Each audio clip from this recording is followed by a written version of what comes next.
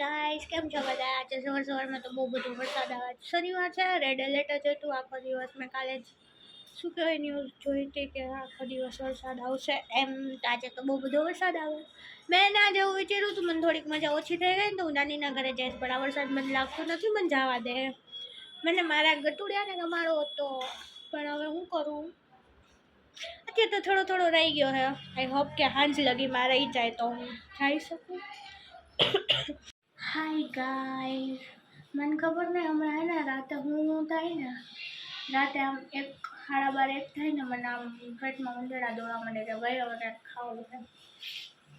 હું હે ને મસ્તીની હાલતી હતી, પણ હાલતા હાલતા મને ખાવાનું હોય છું. અને મમ્મી બનાવી હતી મસ્ત રાતે ખીચડી, તો મેં થોડીક ખાધી હતી, તો પડી હે એ જ ખાઈ લઈશ. કાલ તો મેં મેગી બનાવીને ખાઈ લીધી હતી, તો આજે એ જ ખાઈશ પાપડ શીખીને, એટલે સારી લાગે. બીજું કંઈ ઓપ્શન નથી.